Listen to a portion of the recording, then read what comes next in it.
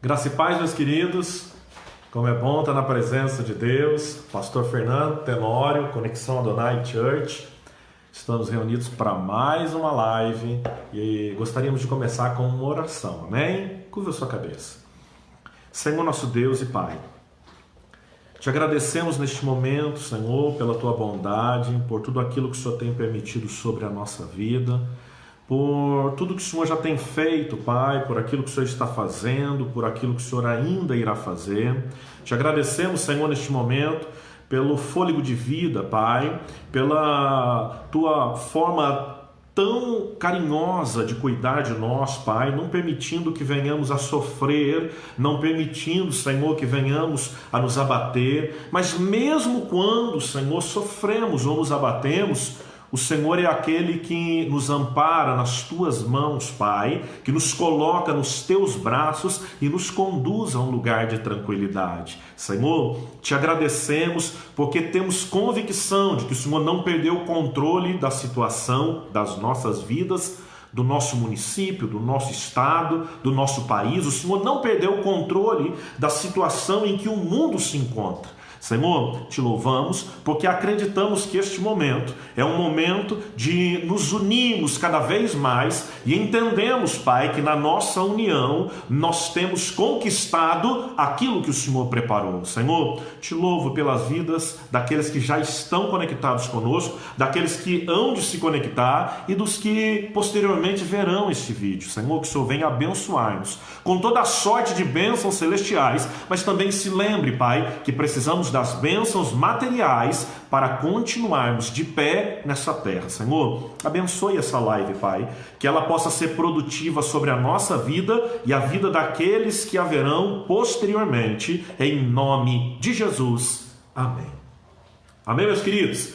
Como é bom estar na presença de Deus. Eu gosto sempre de começar dizendo que nesse momento não tem nenhum outro lugar que eu gostaria de estar mais do que aqui onde eu estou. Esse é o lugar de sermos abençoados por Deus. Sem perda de tempo, eu gostaria de te pedir para que você abra ou deixe a sua Bíblia aberta no primeiro livro dos Reis, no capítulo de número 17. O Senhor, ele colocou uma mensagem no meu coração e essa mensagem fala sobre a vida de um dos profetas mais conhecidos do Velho Testamento, que foi Elias. A história de vida desse homem, ela sempre me chama a atenção pelas fases que ele viveu e por aquilo que o Senhor permitiu ele passar. E para você entender isso, eu gostaria de começar lendo o primeiro versículo do capítulo 17 do primeiro livro dos Reis. Amém? Ele diz assim: Elias, o tesbita, que habitava em Gileade, declarou a Acabe: tão certo como vive o Senhor Deus de Israel, a quem sirvo, juro em nome do Eterno que não cairá o orvalho nem chuva nos anos que se seguirão, exceto mediante a minha palavra. A mensagem dessa noite fala sobre 5 fases da vida de Elias. E essas fases, elas são tão distintas que elas acabam ficando marcadas por períodos que ele vem passando logo depois que ele lança essa palavra profética sobre o reino de Acabe, que nesse tempo era o reino do norte, o reino de Israel. Logo mais à frente a gente vai falar um pouco sobre isso. E é interessante que Elias, ele não tem história, não há genealogia, não existem informações sobre o lugar aonde ele cresceu enquanto moço, jovem, né, enquanto adulto. Não se tem uma história a respeito da vida de Elias antes desse momento em que ele aparece, logo depois da morte de Nabote, e lança essa mensagem sobre o reinado de Acabe. A única informação que nós temos é que ele era o tesbita, morador de Tisbé ou Tisba, né? E a gente sabe que era um lugar que era como se fosse uma periferia, era um lugar de moradores muito simples, e ele sai dali para profetizar ao rei. A primeira coisa que eu aprendo com essa mensagem é que eu não preciso ser de uma família de profetas para ser profeta. Eu não preciso ser de família de pastores para ser pastor. Eu não preciso ser de uma família de missionários para ser missionário. Isso enquanto a gente fala sobre ministério. Mas existem pessoas que procuram seguir os passos dos pais e se esquecem que Deus, às vezes, tem coisas diferentes para nós, ou coisas diferentes para nós. E é nesse momento que eu entendo algo através da vida de Elias. Ele segue a direção daquilo que Deus colocou para ele. Não mostra o chamado de Elias, não mostra o crescimento de Elias, não mostra a forma como esse homem foi aperfeiçoado, ou como ele adquiriu essa ousadia tão grande de entrar dentro do palácio. E nesse tempo Acabe já era conhecido por ser um rei muito tirano, que tinha uma esposa por nome Jezabel, que era também uma rainha extremamente tirana, e ele, sem pensar em tais consequências, ou sem olhar para elas como impeditivas para cumprir a vontade de Deus, ele entra no palácio e lança essa mensagem para o rei Acabe. Aqui vem um ponto de entendimento importante. Logo que ele fala que não cairia mais chuva nem orvalho sobre a terra, exceto, segundo a minha palavra, subentende-se, pelo contexto histórico, por tudo aquilo que a gente vê logo depois, que o céu é estancado naquele momento e realmente não cai mais chuva. Eu não sei se você vai entender exatamente com propriedade o que eu vou dizer agora, mas às vezes nós fazemos parte de algo muito grande. Às vezes nós fazemos parte de algo notável, às vezes nós fazemos algo notável, nós produzimos algo muito grande, e isso de certa forma traz para dentro do nosso coração um pouco de soberba, um pouco de arrogância, prepotência por aquilo que aconteceu através da nossa atitude, através do nosso conselho, através de nossa própria vida. E aqui vem uma coisa que sempre me chama a atenção, e apesar disso não estar no contexto da história, parece que Deus, já para tratar isso na vida de Elias, o chama a viver na sua dependência, o chama a viver naquilo que eu gosto de entender, que é o aperfeiçoamento da dependência de Deus. Porque um homem que apenas profere, não vai cair chuva e nem orvalho sobre a terra, e nesse momento se estanca, ele poderia se engrandecer e se envaidecer por conta de ser um homem muito usado. E aqui vem a primeira parte desse entendimento, para a gente iniciar a mensagem das 5 fases. Às vezes nós produzimos algo notável, algo notório, às vezes nós produzimos algo grande na empresa, às vezes nós produzimos algo grande para a nossa vida enquanto profissional, seja de qual área você for. Isso de certa forma nos envaidece e nos ensoberbece. Às vezes ter a capacidade de enxergar coisas que os outros não enxergam e de falar sobre coisas que os outros não entendem, nos fazem ficar um pouco orgulhosos, né? E essa vaidade, ela é muito perigosa, porque nos torna pretensiosos.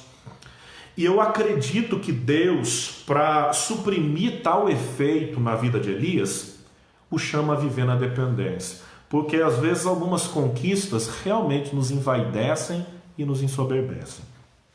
Vamos ler do verso 2 em diante, você vai começar a entender agora a primeira fase. Depois disso, a palavra de Yahvé veio a Elias ordenando: retira-te daqui e vai para leste, e refugia-te perto do ribeiro de Querite, a leste do Jordão. Beberás do ribeiro, e eu ordenei aos corvos que ali te deem alimento. Então Elias partiu e fez conforme a palavra de Yahvé. Foi morar perto do riacho de Querite, a leste do Jordão. Os corvos lhe traziam pão pela manhã, como também pão e carne ao pôr do sol. E ele saciava sua sede nas águas do ribeiro. Entretanto, passados alguns dias, a torrente secou, porquanto as chuvas haviam cessado sobre a terra. E aqui a gente já vê no contexto que realmente, de fato, Através da palavra dele, o céu estancou. Eu gosto muito do significado de nomes, eu sempre vou falar sobre isso. Quando eu vejo o Senhor chamando ele para o ribeiro de Querite, que ficava a leste do Jordão, a primeira curiosidade é sobre o nome Querite. Porque ribeiro, na sua tradução do hebraico, também pode ser interpretado como val do Querite. E as duas palavras, elas são fundamentais para entender essa primeira parte, que é aprender a viver na dependência de Deus. A palavra Querite no hebraico significa literalmente cortante. E traz um tom de que algo deveria ser cortado. Por isso eu digo, parece que para suprimir essa coisa do orgulho, do ego, da vaidade na vida de Elias, o Senhor o leva para o Querite, um lugar cortante, próximo do Jordão, ou a leste do Jordão. E é interessante que o entendimento é que ele passa por essa região, e Jordão significa literalmente aquele que desce. Você percebe o trocadilho que você tem nessa informação? Aquele que desce e vai para o lugar cortante. Irmão, parece que Deus está querendo colocar algo na vida de Elias no tamanho certo. Entenda isso. Às vezes nós produzimos algo grande, notável, notório. Às vezes alguma coisa espetacular, maravilhosa acontece através da nossa vida. E isso faz com que um tempo de dificuldade seja gerado. E esse tempo de dificuldade, ele está sendo gerado pelo próprio Deus, e é óbvio que pela palavra de Elias, um tempo de dificuldades é gerado sobre a vida dele. Mas é um tempo propício para Deus ensinar Elias a viver na dependência dele. Veja bem, quando eu olho para essa mensagem sobre algo cortante, colocar na medida, é interessante que quem deu essa direção para Elias foi o próprio Deus. Olha, vai para lá. Siga essa direção. E isso é interessante porque a direção de Deus, ela gera provimento. Ela está gerando água, e está gerando pão, e está gerando carne. Veja bem, em um tempo de escassez, porque se a chuva estancou no céu, começa então um tempo de escassez. Ele está ali, ele tem o seu recurso mantido: água, pão e carne. O curioso é que quem traz esse pão e carne de manhã e ao entardecer, ou seja, no pôr do sol, são corvos. E uma vez eu vi alguém falando sobre isso, ministrando sobre os corvos, e eu sempre falo a mesma coisa. É óbvio que o corvo era um animal impuro para os judeus. É óbvio que um judeu não deveria comer um corvo. E aí é que vai a curiosidade: ele não comeu o corvo, mas ele se sustentou da provisão que era trazida através do corvo: pão e carne, porque a água ele já tinha. Esses animais, é interessante que eles são animais carnívoros. Eles não são animais carniceiros, mas são animais carnívoros. É uma ave de rapina. Como ela conseguiu suportar o instinto natural de comer aquele alimento e levar até o profeta é muito curioso. Eu sempre vi as pessoas pregar sobre essa curiosidade daquele animal pegar a carne, não comer e levar para o profeta. Presta atenção, sendo uma ave de rapina. E a segunda coisa, levava pão. É óbvio que há uma discussão em cima da tradução, e a tradução poderia se referir a semente, o que não faz muito sentido, porque se ele tivesse trazido semente, o que o profeta ia fazer com semente ali? Ele trazia literalmente pão.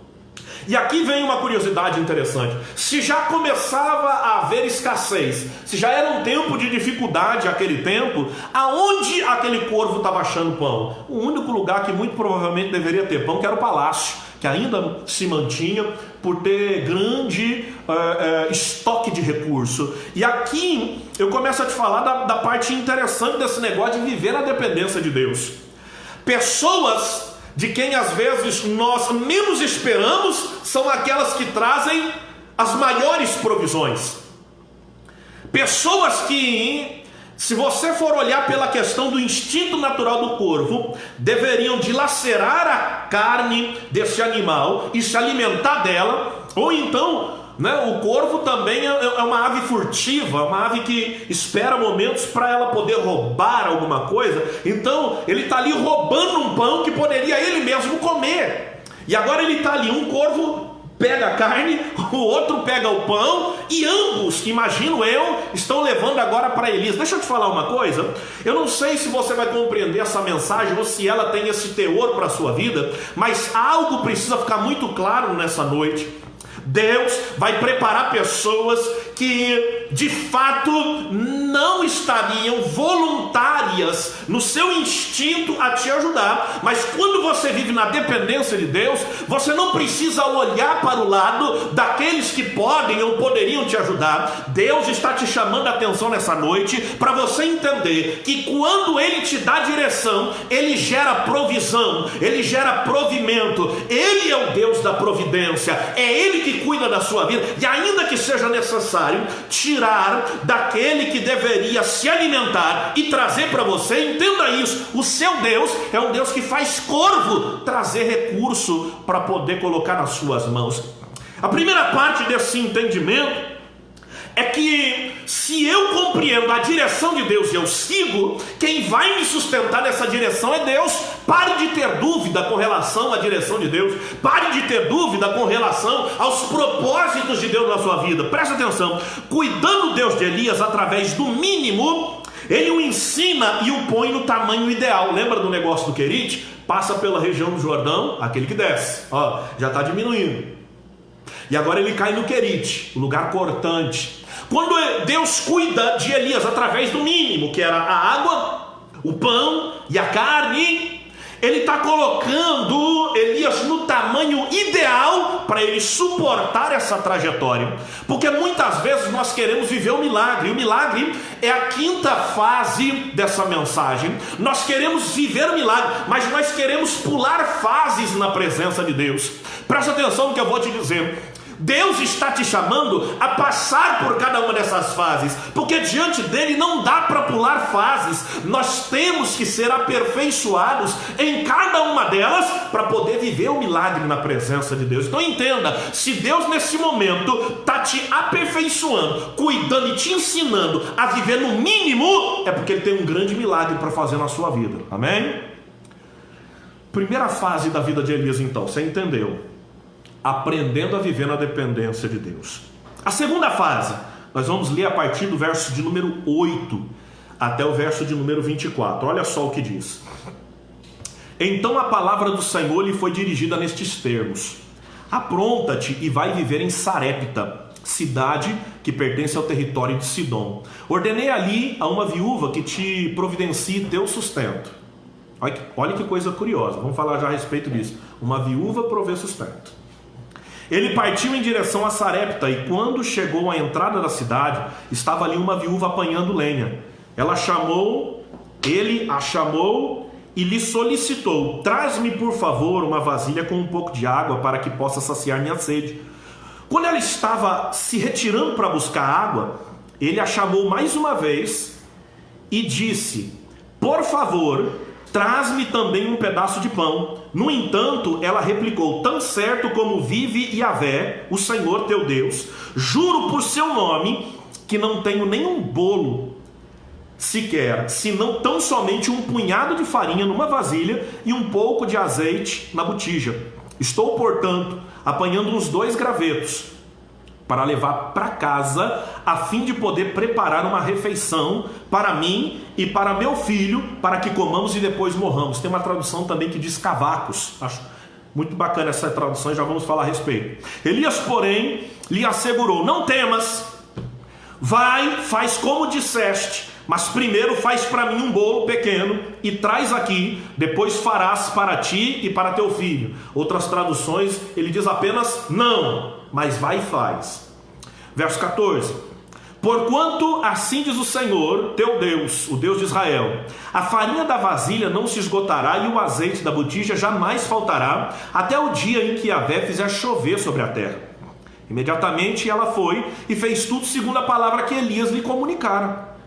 Assim, ele, ela e sua família comeram fartamente durante muitos dias. A farinha da vasilha não se acabou e jamais faltou azeite puro na botija. Tudo em conformidade à palavra de Yahvé que ele transmitira por meio de Elias.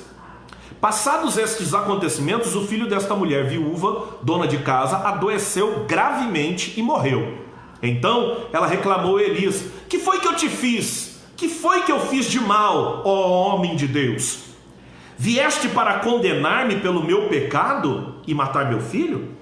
Ao que Elias lhe rogou: dá-me teu filho. Tomando-o gentilmente dos braços dela, levou-o ao quarto de cima onde estava hospedado e colocou-o sobre seu leito. Em seguida clamou ao Senhor dizendo: ó meu Deus, até essa generosa viúva que me hospeda tu queres afligir, fazendo seu filho morrer? Então ele se deitou sobre o menino 3 vezes e suplicou ao Senhor: ó Yahvé, meu Senhor Deus, faze voltar a vida a este menino. E o Senhor ouviu o clamor de Elias, a vida retornou ao menino e ele viveu. Então Elias levou o menino para baixo, entregou à mãe e disse: olha, teu filho está vivo. A mulher respondeu prontamente a Elias: agora sei que tu és um homem de Deus e que a palavra do Senhor proferida da tua boca é toda verdadeira. A segunda fase da vida de Elias é mais uma vez uma direção dada por Deus. Mas nesse momento ele está aprendendo não só a viver na dependência de Deus, ou sendo aperfeiçoado um pouco mais, mas ele está aprendendo a ser produtivo em tempo de escassez e de esgotamento. Deixa eu te falar uma coisa. Talvez você esteja aí vivendo um momento de dificuldade. As coisas estão ficando escassas na tua vida. O teu sustento, teu provimento, tua fonte, teu recurso, tua reserva, essas coisas estão se acabando. E Deus quer que você seja produtivo do mesmo jeito, nesse tempo de escassez e esgotamento. A palavra que sai da nossa boca, ela não pode ser uma palavra de desânimo, ela não pode ser uma palavra de negativismo, derrotismo, de pessimismo. Ela tem que ser uma palavra de ânimo. Mesmo que as coisas estejam ruins, nós temos que continuar crendo e profetizando bênçãos sobre a nossa vida, do nosso casamento. Temos que continuar profetizando bênçãos sobre a vida da nossa família, sobre aqueles que estão à nossa volta, porque o que a gente fala, irmão, ele tem um poder muito grande no mundo espiritual. E se nós soubéssemos usar o poder que Deus nos deu para profetizarmos, todos nós seríamos abençoados muito mais do que sofremos, do que somos muitas vezes perturbados, atribulados, quantas vezes somos derrotados e não alcançamos alguma coisa pelo que falamos, e impedimos que alcancemos nós mesmos vitórias programadas por Deus por causa das palavras que saem da nossa boca. Então ele tem que aprender a ser produtivo no tempo de escassez e de esgotamento. Olha só, aprender a viver na dependência de Deus nos ajuda a passar por qualquer dificuldade e sermos produtivos. Então ele aprende a viver na dependência de Deus tomando água do ribeiro, comendo pão, comendo a carne. E isso, irmão, nos ajuda a passar por qualquer dificuldade. Quando ele entra na casa da viúva, ele está olhando para trás e dizendo assim: Deus me sustentou no ribeiro, por que ele não vai me sustentar aqui? Lá ainda era corvo que trazia pão e carne, por que aqui ele não vai me sustentar? Irmão, é só você se lembrar das dificuldades que você já passou, das dificuldades que o nosso país já passou, das dificuldades que o povo de Deus já passou, e então você vai dizer: assim como Deus sustentou lá atrás, assim como Deus operou lá atrás, agora não vai ser diferente. Deus vai operar, Deus vai sustentar, Deus vai fazer milagre, e é isso que importa. É isso que importa na presença de Deus. Escuta, Sarepta significa crisol, ou lugar de fundição. E aqui, irmão, um negócio interessante, porque quando fala de fundição, eu não consigo deixar de pensar em forja. Para quem não sabe, irmão, a forja medieval, ela tinha basicamente 7 itens: o crisol, tenaz, o martelo, que era a marreta, a bigorna, o fole, o forno e o líquido de arrefecimento. Eu não sei se você está entendendo, mas talvez esse seja um momento de forja na tua vida. Seja um momento, irmão, de passar pelo crisol. Seja um momento de purificação. Seja um momento em que Deus, talvez seja um momento em que Deus está tentando mudar a sua forma, mudar a sua trajetória, mudar a sua história, através de mudar a sua estrutura. E isso é forte, irmão. Deus, ele está trabalhando na tua estrutura para que um novo tempo comece. E forja, irmão, ninguém gosta. Sabe por quê? Porque para pegar um material, vamos falar de ferro, que fica mais fácil.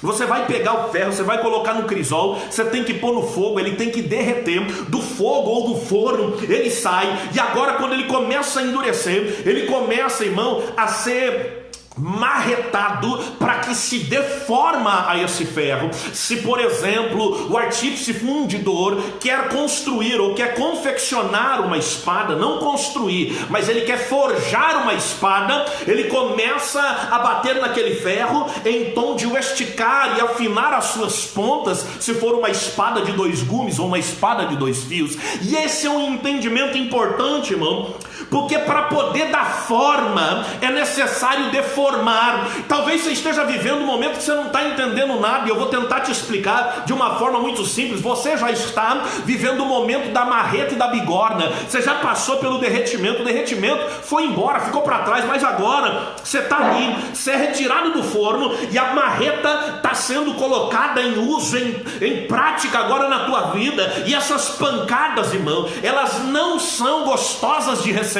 elas não são agradáveis, mas elas vêm para dar uma forma que o artífice quer dar na nossa vida. E talvez você esteja passando por essa fase, por esse estágio em que Deus vai te transformar em algo produtivo, e é deformando que Ele forma algo novo. Talvez você esteja dizendo: parece que a minha vida perdeu a forma, parece que a minha finança perdeu a forma, parece que o casamento perdeu a forma, parece que a família está perdendo a forma. Esse momento, eu creio que é o momento em que a marreta do nosso Deus, dentro desta forja espiritual, está formando algo sobrenatural, preparando algo na tua vida. Entenda, Ele sabe o quanto Ele precisa acertar este metal, que seria a nossa vida, para dar a forma ideal. Agora, irmão, escuta isso: depois de tantas vezes entrar no forno e vir para a bigorna, é hora de resfriar o material, porque ele já está pronto.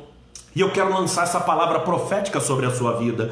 Esse tempo de ser produtivo na escassez e no esgotamento, irmão, é algo sobrenatural. Porque quando eu vejo Elias chegar na casa dessa viúva, aquela mulher diz: olha, eu não tenho nada, só um pouquinho de farinha, um pouquinho de azeite, um pouquinho de farinha na panela ou na vasilha, um pouquinho de azeite na botija. Vou fazer um bolo pequeno para mim e para meu filho, vamos comer e morrer. A tradução mais antiga diz assim, ó: não! Mas essa tradução, que é a King James, ele interpreta como não temas. Escuta isso.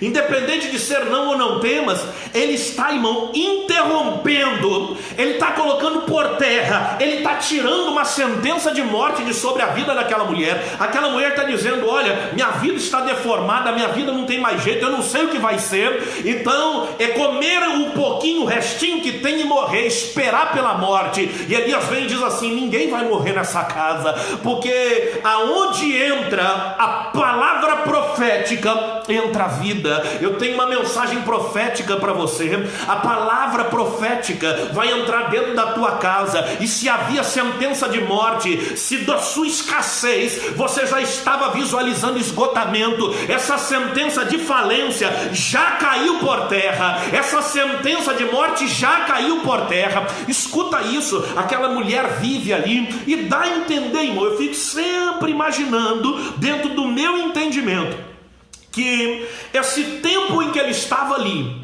deve ter sido por cerca de 3 anos. E eu imagino que por 3 anos, se ele fica 6 meses no Ribeiro de Querite, ele deve ter ficado mais 3 anos na casa daquela mulher. Ele fica ali, irmão, e aquela mulher experimenta de algo sobrenatural, porque todas as vezes que ela ia pegar a botija e usava o azeite, sempre que ela colocava o azeite no lugar, tinha a mesma quantidade. Sempre que ela pegava a panela e tirava a farinha e a colocava no lugar, tinha a mesma quantidade. Deixa eu te falar uma coisa: talvez esse tempo, irmão, de escassez, ele pode até ser contínuo, mas Deus está dizendo que você não vai entrar em esgotamento. Mesmo que não aumente, diminuir não vai, porque o teu Deus vai te sustentar no pouco que você tem, e do pouco nessa noite Deus vai fazer muito sobre a sua vida. Escuta isso, irmão. Mas algo acontece logo que Elias está, imagino eu, para ir embora daquela casa, e parece que mais uma vez, para provar a fé de Elias, acontece a falência, acontece a morte. O inesperado vem para trazer sobre a vida de Elias um peso, o falecimento do menino, que representa a falência de situações da nossa vida, que a gente tem que entender uma coisa, irmão. Às vezes a gente está lançando uma palavra profética, eu preciso reformular essa frase. Talvez o esgotamento já tenha entrado, talvez a falência, o falecimento já tenha entrado. O nosso Deus é um Deus que ressuscita mortos, diz Romanos 4,17, parte B, que Abraão creu num Deus que vivifica mortos, ressuscita mortos e chama a existência que não existe. Nós estamos, irmão, nessas lives falando sempre essa mesma mensagem. O nosso Deus chama a existência aquilo que não existe. Entrou a falência naquela casa, a falência da vida, que é o falecimento, a morte sobre a vida daquele garoto, e agora ela procura o profeta e diz: você veio aqui para jogar os nossos pecados em rosto, para nos matar por causa do nosso pecado. Ela assume que ela não era uma mulher correta, direita, ela não era uma mulher santa, ela era uma mulher falha, e ela está dizendo para o profeta: a morte entrou na minha casa. Será por isso que você veio aqui? Irmão, alguém que experimentou o sustento de Deus, agora está vendo a morte e se desespera. Mas às vezes nós somos como a mulher de Sarepta de Sidom, por conta de falecimento, de falência, de morte, por conta de esgotamento, depois de escassez, a gente se desespera e fala para Deus: deve estar morto, deve ter falido, deve ter quebrado, deve estar no chão por causa do meu pecado. Deixa eu te falar uma coisa, meu querido.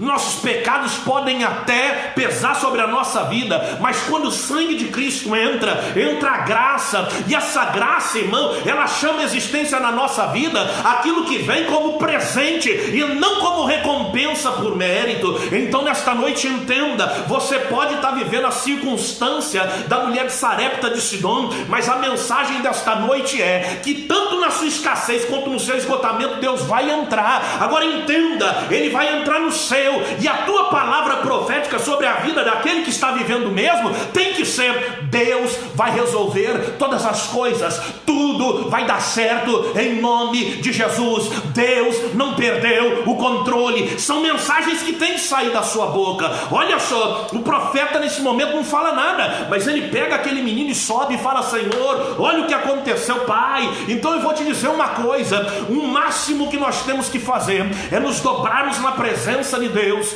e isso eu diria que até é o mínimo, mas o máximo que nós podemos fazer é até falar com Deus em um tom de descontentamento, mas nunca desacreditar que Ele tem poder de resolver. Escuta isso: ele entra na casa da viúva para interromper aquela sentença de morte e posteriormente para trazer a vida àquele que morrera. Então eu tenho uma mensagem profética para você. Eu estou nesta noite como arauto para lançá-lo sobre a sua vida do sobrenatural. O esgotamento pode ter entrado na tua vida agora, e Deus está dizendo que ele vai cair por terra, porque o seu Deus é um Deus de provisão, é um Deus de provisionamento, é um Deus que chama recurso à existência. Essa é a segunda fase da vida de Elias. Seja produtivo, não só em tempo de escassez, mas no tempo do esgotamento também. Não perca a sua fé. Terceira fase da vida de Elias: resolvendo o que está mal resolvido. Olha só, irmão, essa leitura ela é um tanto quanto extensa, mas nós vamos fazer do mesmo jeito. Pega aí, irmão, capítulo 18 do primeiro livro dos Reis, verso de número 15, vamos ler o verso de número 1, depois a gente vai para o verso de número 15, olha só. Primeiro livro dos Reis, capítulo 18, verso de número 1. Algum tempo depois, no terceiro ano daquela severa estiagem, terceiro ano, Yahvé, o Senhor Deus, ordenou a Elias: vai, apresenta-te diante de Acabe, eis que vou mandar chuva sobre a face da terra. Não sei se você está entendendo. Quem deu a palavra é óbvio que foi Elias. Sob a minha palavra não chove nem cai orvalho, né? Debaixo da minha palavra. Ele tipifica o próprio Deus, ele está na autoridade de Deus, então ele pode dizer sob a minha palavra. Assim como muitas vezes você vai ouvir um homem de Deus dizendo: olha, sob a minha palavra, porque ele está munido da autoridade do Altíssimo, ele está munido da autoridade do Eterno para lançar essa mensagem sobre a sua vida. Mas agora parece que Deus definiu um ponto final, e ele diz: olha, vai lá e se encontra com Acabe, porque eu vou mandar chuva. Parece que é um tempo que Deus fala: então, Elias, eu te ensinei a viver na minha dependência, eu vou agora mostrar para você que algumas coisas precisam ser resolvidas, que estão mal resolvidas. Você aprendeu a viver na minha dependência, você aprendeu a ser produtivo em tempo de escassez e de esgotamento, e também aprendeu a viver na minha dependência. Porque, irmão, para analisar uma viúva sustentar, né? Eu queria às vezes me aprofundar um pouco mais, mas não dá, são muitos detalhes, irmão, para a gente falar a respeito. Mas eu queria falar de um detalhe. Uma viúva que ela fala: olha, estou pegando uns gravetos, em outra tradução diz cavaco aqui, né? A gente, como brasileiro, tem uma expressão que é: a pessoa saiu catando cavaco, né? Eu imagino que pelo fato de às vezes cair, né, e fala saiu catando cavaco, porque para catar cavaco a gente fica às vezes como se estivesse caindo, né? Colocando e pegando as coisas. Ela está pegando o mínimo, ela não está nem pegando lenha. Talvez pela idade, talvez pela estrutura física. Aquela mulher, ela era limitada até para fazer uma fogueira para cozinhar aquele bolo, né? E eu não sei como é que está a tua condição, se algum tempo atrás você estava catando cavaco como essa mulher, você estava aí na dependência de pequenos gravetos, mas o Senhor está dizendo para Elias: eu te ensinei a viver na minha dependência, na casa de uma mulher que não tinha nem para ela e te sustentou. E agora, Elias, chegou a hora de resolver o que está mal resolvido. Deixa eu te falar uma coisa.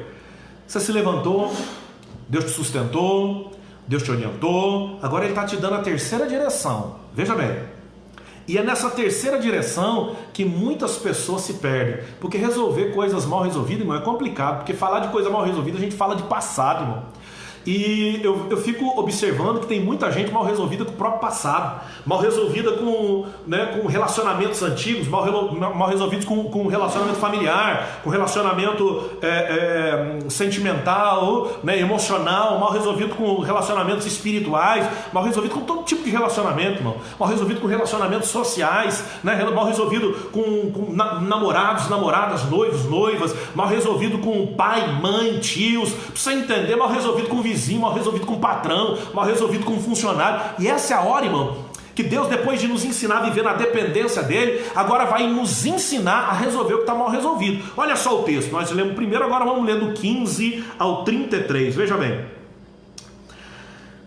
Primeiro livro dos Reis, capítulo número 18, verso número 15 ao 33, veja o que diz: então Elias assegurou-lhe: juro pelo nome do Senhor dos Exércitos, a quem sirvo, que ainda hoje eu mesmo me apresentarei diante de Acabe. Então Obadias foi ao encontro de Acabe e lhe comunicou tudo o que havia visto e ouvido. E Acabe foi se encontrar com Elias. Assim que Acabe viu Elias, questionou-lhe: és tu mesmo o flagelo de Israel, o perturbador de Israel, dizem traduções mais antigas? Ao que prontamente Elias respondeu: não sou eu irresponsável pelos muitos problemas que assolam Israel, mas és tu e toda a tua família de teu pai, pois abandonastes os mandamentos de Yahvé, o Senhor, e cultuaste aos Baalins. Agora, pois, dá ordem para que se reúna a mim todo Israel no alto do Monte Carmelo, como também os 450 profetas de Baal e mais os 400 de Azera, que se fartam à mesa de Jezabel. Diante desse desafio, Acabe convocou os filhos de Israel e reuniu todos os seus profetas no Monte Carmelo. Elias, aproximando-se de todo o povo, bradou: até quando claudicareis das tuas pernas? Até quando cocheareis entre dois pensamentos? Se Yahvé é Deus, seguiu; se é Baal, seguiu. O povo não lhe pôde dar nenhuma resposta. Então Elias exclamou diante do povo: sou o único dos profetas de Yahvé que restei. No entanto, os profetas de Baal são 450. Deem-nos novilhos, 2 novilhos, que eles escolham um para si, e depois de esquartejá-lo, o depositem sobre a lenha, sem lhe atear fogo. Prepararei outro novilho, sem lhe pôr fogo também. Invocareis depois o nome do vosso Deus, e invocarei o nome de Yahvé, a divindade que responder enviando fogo, esse é Deus. E todo o povo respondeu a uma só voz: falaste com sabedoria, assim seja. Elias então disse aos profetas de Baal: escolhei para vós um dos novilhos e preparai o primeiro, considerando que sois tantos. clamai o nome do vosso Deus, contudo, não deveis atear fogo ao sacrifício. Eles tomaram o novilho, fizeram em pedaços e clamaram pelo nome de Baal, desde o amanhecer até o meio-dia, exclamando: ó Baal, responde-nos. Mas não houve voz nem sinal, ninguém respondeu a eles. E eles dançavam seus rituais em torno do altar que haviam construído. Ao meio-dia, Elias começou a zombar deles, exclamando: gritai mais alto, já que ele é um Deus, pode ser que esteja conversando com outras pessoas, ou ocupado com outros negócios, ou mesmo viajando. Talvez esteja até dormindo e precise ser despertado. E mais, eles gritavam e clamavam, e conforme o seu costume religioso, se retalhavam com facas e com lanças afiadas, até escorrer sangue de seus corpos. Depois do meio-dia, eles profetizaram até a hora do sacrifício na tarde. Contudo, não aconteceu nada, nenhuma voz ou resposta, ninguém atendeu aquela invocação. Então Elias convocou todo o povo: chegai-vos a mim. E todo o povo se aproximou dele. E Elias recompôs o altar do Senhor, que havia sido destruído, consertou o altar. Elias escolhe 12 pedras, conforme o número das tribos dos filhos de Jacó, sobre as quais haviam chegado a palavra de Yahvé, afirmando: Israel será o teu nome. E tomando as pedras, reedificou o altar em nome de Yahvé o Senhor. Em seguida fez uma valeta com 2 seás, a capacidade para conter mais de 12 litros de sementes plantadas. Então arrumou toda a lenha, cortou o novilho em pedaços, colocou sobre a lenha e ordenou: enchei de água 4 cântaros grandes, e 4 cântaros, e derramai-os sobre toda o holocausto e a lenha armada. E acrescentou, vamos ler o 34 também: repetia-se procedimento uma segunda vez, e eles o fizeram segunda vez, de modo que ordenou: fazei a terceira vez, e eles assim fizeram pela terceira vez. Veja bem, aqui nós entendemos uma coisa: Deus vai trazer à tona as coisas que estão mal resolvidas. Deus vai trazer à tona aquilo que precisa ser resolvido. Quando eu vejo Elias fazer questão de chamar Baal, os profetas de Baal e os profetas de Azera, era por um motivo muito simples. Baal era o deus da natureza, Azera ou Astarote era a deusa da fertilidade. Você sabe que era proposital da parte de Deus bloquear a chuva para mostrar que o Deus da natureza e o Deus da fertilidade ainda é Jeová? Deixa eu te falar uma coisa: tem hora que a gente pensa que a nossa vida depende daqueles que controlam as coisas nessa terra. Deixa eu te falar, se a gente tornar isso em aplicação prática, a gente fica assim: não, quem define economia, quem define minha finança, quem define meu crescimento, o crescimento da minha empresa, o crescimento da minha vida enquanto profissional, é o governo, são as lideranças, são as entidades, é a minha empresa. Irmão, quem define as coisas na tua vida é Jeová. Você sabe por que às vezes ele bloqueia o crescimento de algumas coisas? Por que ele bloqueia a liberação de algumas coisas? Como nesse caso, ele bloqueou a chuva. Chuva era fonte de recurso, chuva era sinal de bênção. Chuva era atraída por Baal, sendo ele o deus da natureza, era atraído por Astarote, sendo ela a deusa da fertilidade, para que os campos produzissem. Isso no olhar dos pagãos. Agora Deus está bloqueando tudo para mostrar que quem define a nossa história, a nossa trajetória, quem define o nosso crescimento, não são governos, não são entidades, não é a nossa empresa, não é a economia mundial ou do nosso país ou do nosso estado, não são bloqueios que vão nos impedir de crescer, não são impedimentos que vão nos impedir de avançar. O nosso Deus é um Deus que define crescimento, o nosso Deus é um Deus que define produtividade, o nosso Deus é um Deus que define produção, e é Ele que define níveis de fertilidade. Deixa eu te falar uma coisa: quando Ele bloqueia a chuva, Ele está dizendo literalmente para aqueles pagãos: o Deus que vocês servem não é capaz de sustentar vocês. Deixa eu te falar uma coisa: o Deus que você serve é um Deus que é capaz de sustentar, mesmo quando nada está acontecendo, nada está produzindo, Ele pode te sustentar, Ele pode gerar. Escuta isso. Quando eu vejo aqueles homens ali clamando pelo fogo, quem era o Deus da natureza? Baal. Por que Elias manda chamar os profetas de Astarote, 400, ou de Azera, e mais 450 de Baal, para que eles pudessem ali em comum acordo enxergar uma coisa muito simples. Eles estavam pedindo para um Deus mandar fogo do céu. Se ele era o Deus da natureza, poderia mandar. Mas aí é que está. Eu sei que esse Baal, ele representa muito provavelmente um principado, um demônio, não, um guia, alguma coisa. E eu imagino, irmão, esse Baal tipificado na pessoa de Satanás diante de Deus, porque ele tem que pedir essa autorização, dizendo para Deus: deixa eu mandar fogo no altar dos meus profetas, para mostrar que eu tenho poder. Aí alguém vai dizer: mas ele não tem poder, irmão. Lá no livro do Apocalipse diz que ele vai receber poder de fazer descer fogo do céu. Isso para comprovar que nesse momento, se Deus permitisse, ele teria esse poder. Mas o que acontece? Deus não permite, para definir que o único que pode sustentar, o único que pode reorganizar e definir nova trajetória é Deus. Olha só que coisa interessante. Agora eu quero falar do altar, resolvendo coisa mal resolvida, para a gente encaminhar para esse fim. Escuta isso. Quando ele pega 12 pedras, aqui me chama a atenção, porque via de regra, Acabe era rei sobre Ruben, Simeão, Issacar, Zebulon, Efraim, meia tribo de Manassés, Dan, Naphtali, Gade e Azer. Aí você vai contar, estão 10 aqui, 10, mas como ele só tinha metade dessa, então são 9 tribos e meia, entendeu isso? Enquanto que o reino de Judá, ou o reino do sul nesse tempo, era responsável por 2 tribos e meia, Judá, Benjamim e a meia tribo de Manassés. Agora olha só, parece que isso também é uma mensagem subliminar, porque Elias, se ele está fazendo algo no reinado de Acabe, ele deveria pegar 9 pedras e meia, ou 10 pedras e falar: corta metade dessa, porque ele só tem 9 tribos e meia. Mas não, ele está dizendo assim: olha, Deus não está no meio de divisão. Isso é uma mensagem que vai ficar para a próxima, mas eu vou dar uma pincelada para você.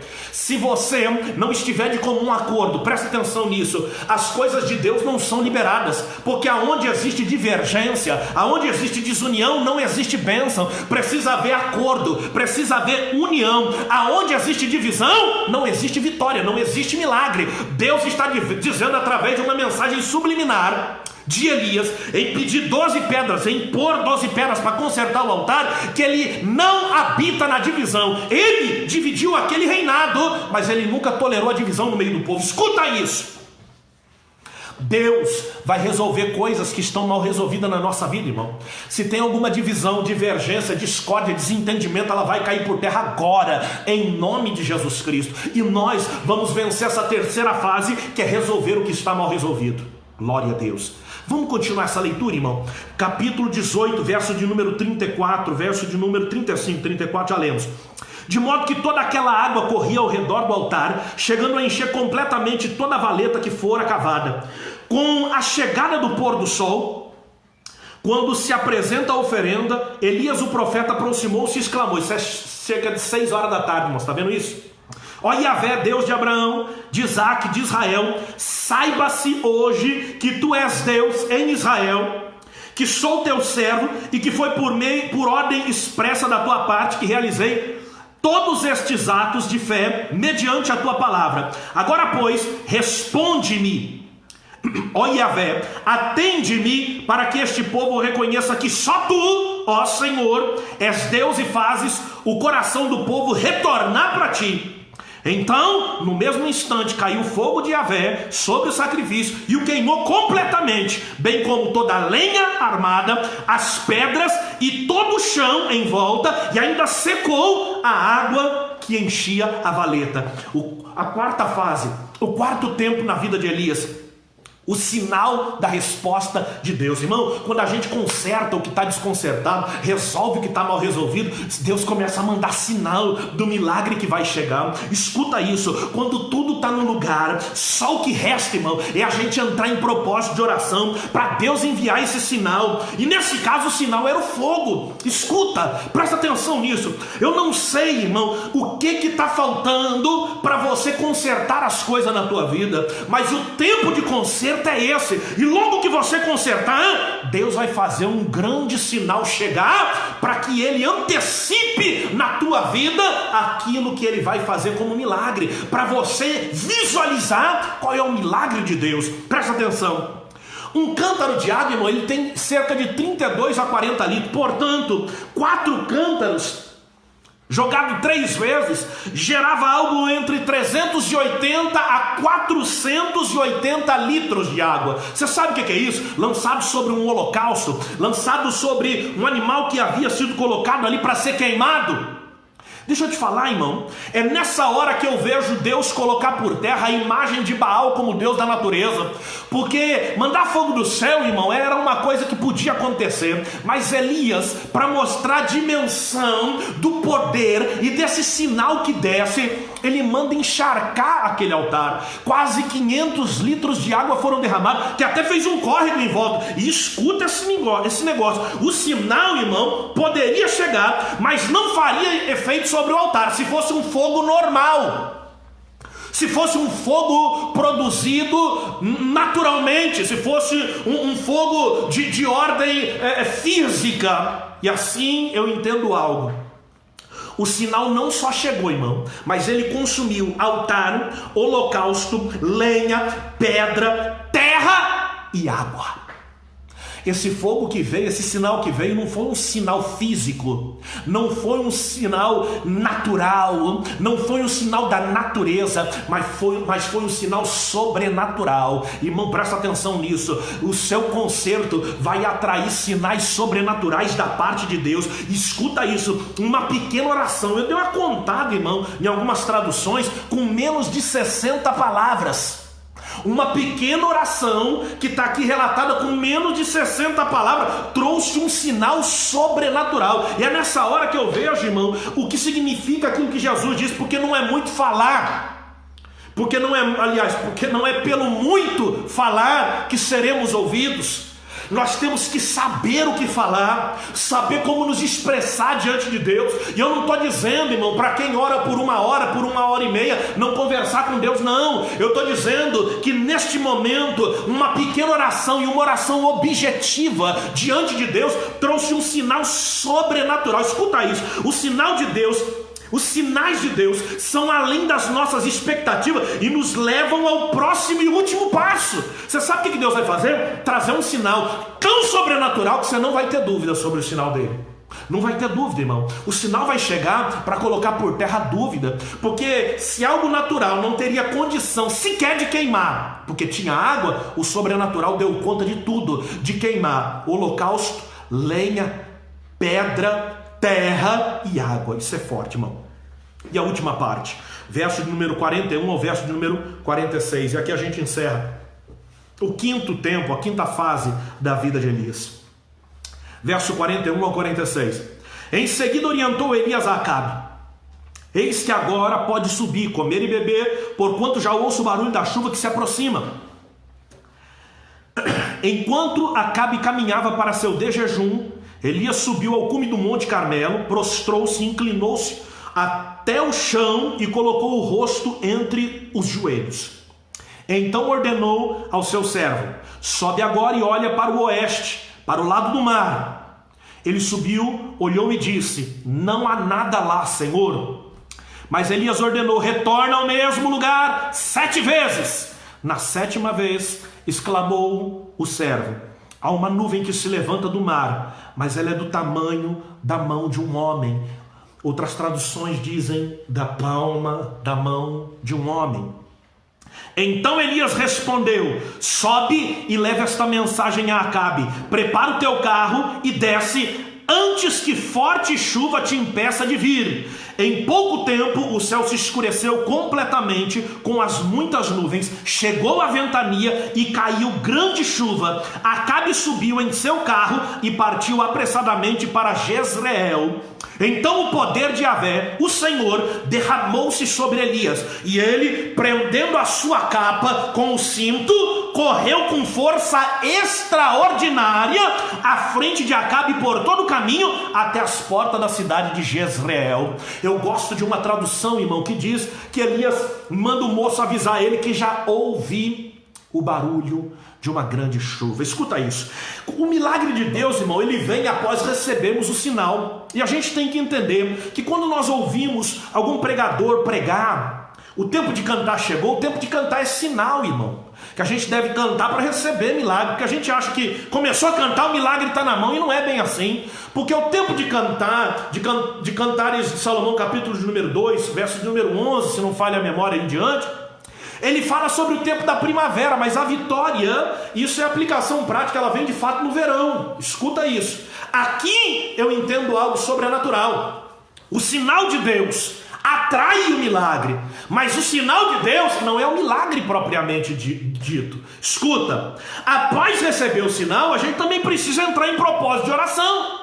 Você viveu o terceiro estágio, colocou as coisas no lugar, lembra disso? Aí você entra em propósito de oração, recebe o sinal. Aí você faz o quê? Para de orar? Não, irmão, agora que você entra em propósito de oração. E olha que esse propósito ainda foi mais intenso, porque aqui é que eu vou te explicar um negócio. Se lá, diante do altar, é uma oração de menos de 60 palavras, irmão, escuta isso. Aqui é um propósito de oração, que ele põe a cabeça no meio do joelho e o rosto na terra. E o moço sobe 7 vezes, olhando na banda do mar para ver o que está chegando. Escuta, é nessa hora, irmão, que a gente tem que entrar realmente num propósito de oração. Quem tem costume tem que descer na madrugada. Quem não tem que aprender a descer na madrugada. Quem tem costume tem que subir para o monte. Quem não tem, podia pedir orientação para pessoas que já sobem para o monte de como ir, de como buscar Deus e fazer, irmão, um propósito com Ele na madrugada, no monte. Do sinal ao milagre houve atitude da parte de Elias. E essa atitude, irmão, é a fé.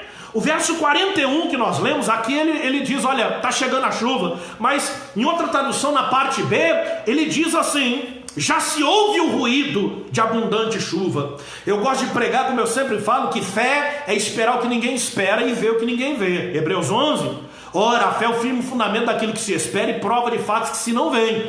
Esperar o que ninguém espera, ver o que ninguém vê. Mas nesse caso é ouvir o que ninguém ouve. Elias sobe ao cume do monte para clamar pelo milagre. Está vendo? Subiu para o monte. O sinal ele recebeu apresentando o holocausto.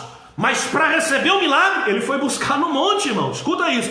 6 vezes o menino olhou e ele não viu nada. Quando não vemos nada, irmão, a gente pensa que está olhando para o lugar errado. Ou então que o sinal não vem de Deus. É assim que funciona. Deus deu um sinal sobrenatural. A gente já começa a duvidar do sinal. Presta atenção no que eu vou te dizer. Se Deus deu o sinal, Ele vai fazer o milagre. Então pare de desacreditar do sinal, porque o nosso Deus é um Deus que precisa da nossa fé nesse momento, da nossa atitude, que demonstra a nossa fé para a gente continuar. Escuta, persistir faz parte da fé. E eu encerro dizendo algo para você. Algo pequeno. Nuvem do tamanho da palma da mão de um homem, ou do tamanho da mão de um homem, trouxe um grande milagre, chuvas torrenciais. Então algo pequeno, nuvem pequena, trouxe um grande milagre, chuva torrencial. Você lembra disso? O céu enegreceu, ventania e uma forte impressão de tormenta. Porque quando o sol enegrece, irmão, dá a impressão que é a tormenta que vem. E não é, irmão. Agora é o tempo do milagre.